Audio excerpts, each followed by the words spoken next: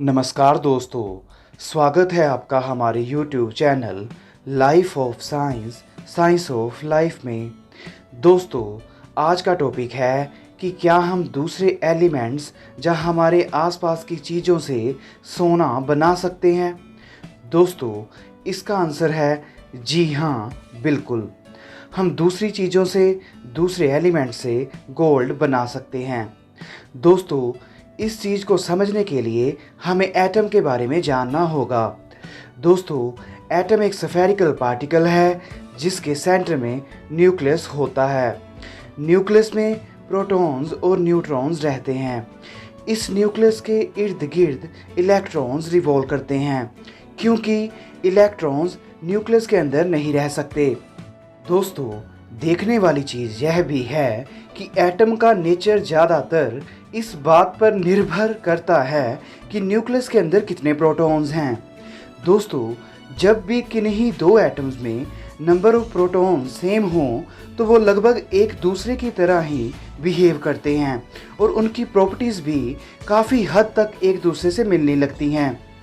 दोस्तों, जो गोल्ड है उसमें 79 प्रोटॉन्स होते हैं जो कि गोल्ड के न्यूक्लियस में रहते हैं।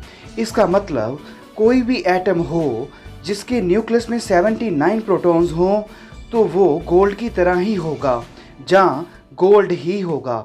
दोस्तों, अगर हम 79 प्रोटॉन्स को इकट्ठा कर लें और न्यूट्रॉन्स को भी और उन्हें न्यूक्लियस के अंदर डाल दें तो गोल्ड बन जाएगा।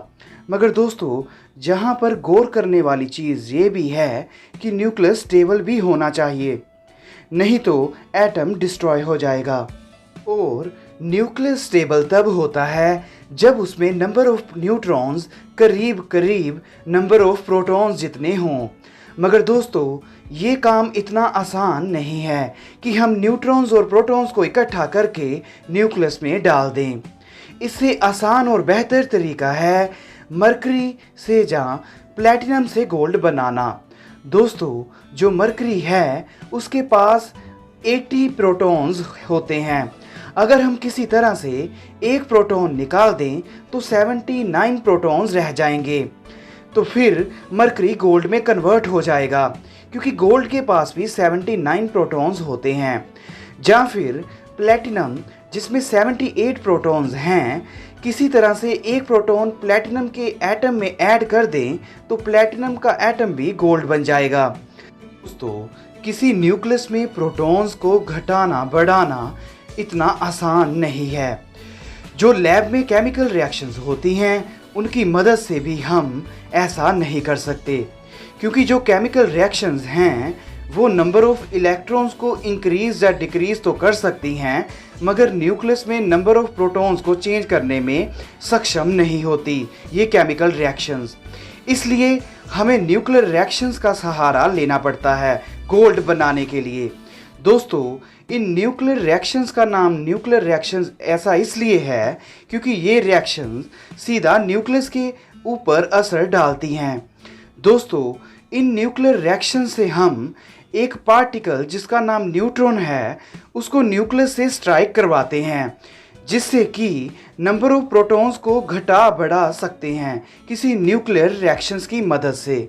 मगर दोस्तों, जब हम इस तरह से गोल्ड बनाते हैं किसी दूसरे एलिमेंट से तो वो बहुत कम क्वांटिटीज़ में बनता है, और जो गोल्ड बनता है वो रेडियो एक्टिव भी होता है।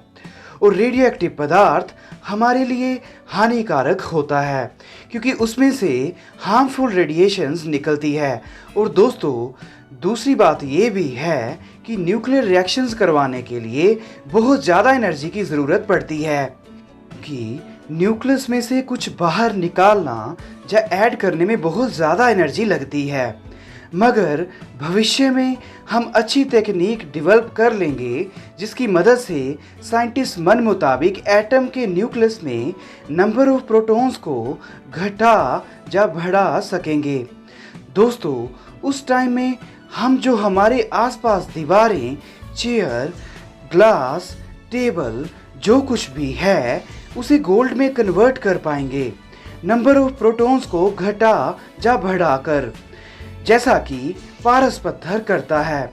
पारस पत्थर जिस भी चीज़ को छूता है वो सोना बन जाती है, क्योंकि शायद पारस पत्थर ये प्रोसेस को बड़ी आसानी से कर लेने में सक्षम है। दोस्तों, उम्मीद करता हूँ आपको ये टॉपिक अच्छा लगा होगा। मिलते हैं अगले बार नए टॉपिक के साथ। जय हिंद।